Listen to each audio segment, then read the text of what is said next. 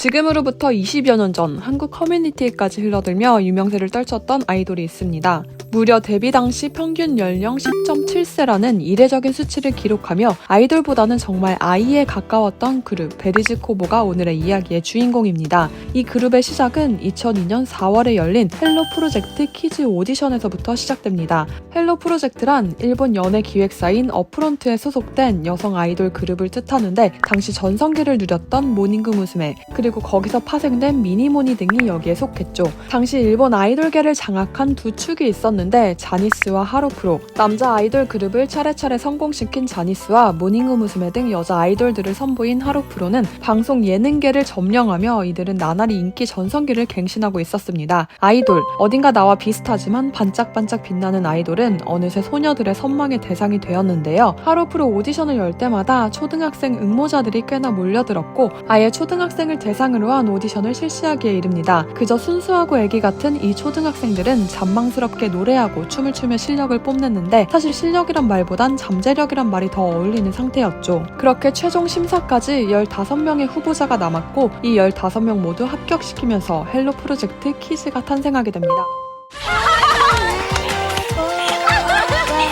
つぶらな瞳がチャーミング。ローラースケートで遊んでて実は外で遊ぶ 하지만 막상 데뷔시키자니 너무나 어린 나이와 실력이 걸렸고 일종의 연습생 제도를 통해서 키즈들은 2년여간 아이돌이 되기 위해 갈고 닦았습니다. 그렇게 15명 중 뽑힌 8명이 연예계 데뷔를 하게 되는데요. 베리즈코브의 시작이었습니다. 참고로 베리즈코브에는 들어가지 못한 나머지 7명은 2년 뒤인 2006년에 그룹 큐트로 데뷔하게 됩니다. 작은 열매를 의미하는 베리즈에 다양한 음악을 창조하는 공방을 붙여서 베리즈코브란 그룹명이 붙었는데 2년을 연습했다고는 하나 아직 10살에 가까운 애기들이었습니다. 2004년 데뷔 싱글의 제목은 당신 없이는 살아갈 수 없어. 첫 싱글을 시작으로 4월, 5월 3개월 연속으로 싱글을 발매하며 프로 못지않은 바쁜 스케줄을 이어갔습니다. 당시 일본에선 아이돌 연령이 낮아지며 아이돌의 저학년 문제가 대두되었는데 이들을 총괄했던 프로듀서 층쿠는 너무 어리단 비판의 여론을 의식한 것인지 하로프로 키즈는 항상 학교를 최우선으로 하고 있기에 프로그램 등에 출연해 있어 멤버의 유동성이 있을 수 있습니다 라고 언급했고 하로프로 키즈 오디션 지원 자격을 도쿄 근교 지방에 살면서 통근을 할 수 있는 사람으로 제한했지만 사실상 베리즈코보는 어린이보다 사회인에 가까운 정체성을 무기로 활동을 이어갈 수밖에 없었습니다. 베리즈코보는 시미즈 사키, 츠크나가 모모코, 토크나가 치나미, 스도 마사, 쿠마이 유리나, 스가야 리사코, 나치야키 미야비, 이시무라 마이하로 구성되었는데 평균 나이는 무려 10.7세로 일본에서도 보기 드문 최연소 아이돌이었는데요. 이 중 9살 어린 나이 때부터 아역 배우로 활동한 스가야 리사코는 이연이 닮은 일본 아역이란 소문과 함께 온라인을 통해 우리나라에까지 전해졌고 나치야키 미야비 역시 스가야 리사코와 더불어 금발 컨셉을 자랑하며 외모 투탑으로 주목받기도 했습니다. 학교 활동을 우선시한다곤 했지만 3개월 연속으로 싱글을 발표한 데 이어 라디오 레귤러 프로그램, 합동 콘서트를 열었고 데뷔한 지 2년 만에 이런 활동들이 쌓여 첫 단독 콘서트까지 개최하며 아주 활발하게 활동을 이어갔는데요. 2007년에 있었던 사이타마 슈퍼 아레나에서의 콘서트 때 평균 연령은 13.8세로 기존 최연소 기록이었던 16.3세를 3살이나 갈아치우기도 했습니다. 이런 활동의 이면엔 엄청난 활동력이 있었죠. 일본 아이돌 업계의 익숙한 마케팅인 악수회도 피할 수 없었는데 데뷔 후 싱글에 악수회 참가권을 넣어 코어 팬층을 만들어갔습니다.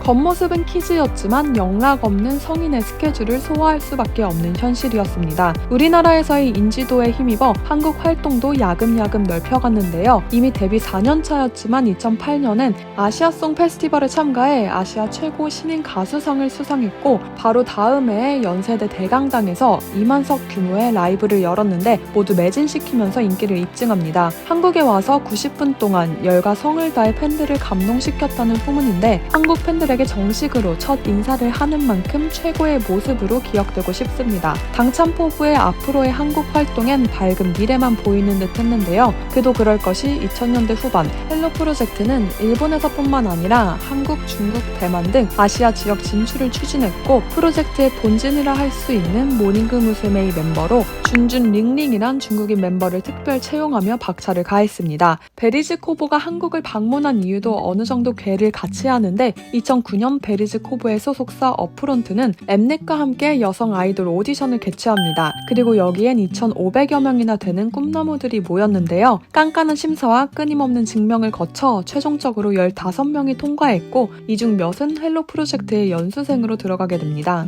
치열한 오디션 속 최종 합격자 발표를 했던 곳이 베리즈코브의 내한 콘서트였던 것인데요. 프로그램도 그룹도 윈윈하는 효과를 얻으려는 어프론트의 마케팅 전략이었죠. 그렇게 아시아로 발판을 넓히며 뉴웨이브를 만드나 했지만 사실상 하로프로의 아시아 진출은 실패로 끝납니다. 헬로 프로젝트 연수생으로서 4년간이나 백댄서 등의 활동을 한 장다연 역시 정식 데뷔를 이루진 못했는데요. 야심차게 등장했던 모닝그 무스메이 중국인 멤버 준준 링링 역시 본국으로 돌아가며 아시아 진출은 조촐하게 종료됩니다. 사실 이미 베리즈코버가 데뷔한 시기 하로프로에 대한 대중들의 관심은 하향 곡선을 그리고 있는 중이었습니다. 하로프로의 본체라고 할 수 있는 모닝그 무스메부터 인기가 떨어지며 음반 판매량 10만 장을 못 넘기는 등 친근감과 예능감만을 내세운 아이돌에 대한 내성이 대중들에게 생기고 있었던 시기였는데요. 반전의 기회를 모색하기 위한 방법이었는지 아시아 진출이란 전략을 펼쳤지만 이마저도 쉽지는 않았던 것입니다. 베리즈코브 역시 이 상황에서 개개인이 애쓴 것과는 별개로 변화하는 큰 흐름을 돌려 막을 수는 없었고 오히려 너무나 어린 나이에 데뷔해 체중관리의 어려움, 정신적 스트레스 등을 겪어야만 했습니다. 성실함이란 무기로 꾸역꾸역 데뷔 10주년을 맞이하며 10대였던 베리즈코브도 이제는 20대가 되어 인생의 절반을 아이돌로 살아갔는데 불편한 진실이지만 베리즈코브란 그룹의 정체성은 나이에 있었습니다. 하로프로가 아닌 하로프로 키즈라는 말에서부터 알 수 있듯이 실력이 좋은 잘 다듬어진 아이돌보단 아직은 어려서 오히려 실수가 당연한 그룹을 프로듀싱하고 여기에 방점을 두고 마케팅을 했습니다. 하지만 시간이 지나며 멤버들이 성장할수록 정체성은 애매해져 갔는데 그럼에도 큰 스캔들이나 사고 없이 10년이란 시간을 버텨냈습니다. 남들과 다른 인생을 걸어가는 고뇌를 보여준 것인지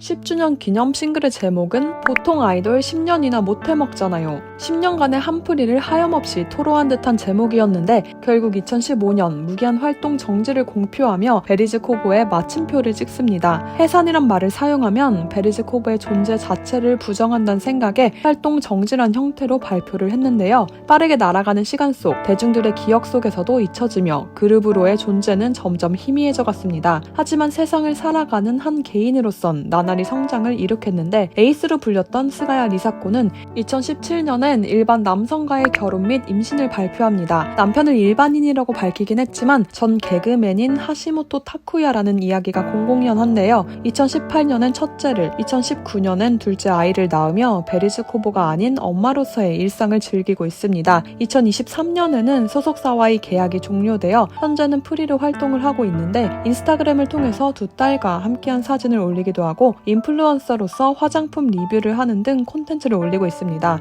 서브 캡틴이었던 나츠야키 미야비는 활동 정지 후 2016년에 여성 3인조 유닛에 들어가 활동을 이어나갔는데 큰 주목을 받지는 못했고 2021년 해체 후에는 솔로로서 연애 활동을 계속하고 있습니다. 키가 181이나 된다는 장신 멤버 쿠마이 유리나는 큰 키를 살려서 모델로 변신해 2016년엔 패션쇼 런웨이에 데뷔를 했는데요. 2023년에는 같은 모델인 오스카 타카시와 결혼을 발표했습니다. 토쿠나가 치나미는 이름도 생소한 헬로 프로젝트 어드바이저라는 직책을 맡았지만 2015년엔 돌연 유학을 갔다 온 뒤 돌아와 2021년에 연예계를 은퇴했고 이후 결혼 소식도 알려왔습니다. 베리즈코브의 캡틴이었던 시미즈 사키도 토쿠나가와 마찬가지로 헬로 프로젝트의 어드바이저로 자신의 경험을 바탕으로 연수생들을 서포트해줬지만 이후 2021년에 결혼을 발표하며 연예계를 은퇴했는데요. 스도 마사는 하로프로 연극 프로젝트에 참여하며 주로 무대를 중심으로 활동하다 2020년엔 전 자니스 멤버였던 이나바 히카루와 숙박 파파라치가 찍히기도 했습니다. 이나바 히카루 역시 전 자니스의 아이돌이었는데 속해 있던 그룹이었던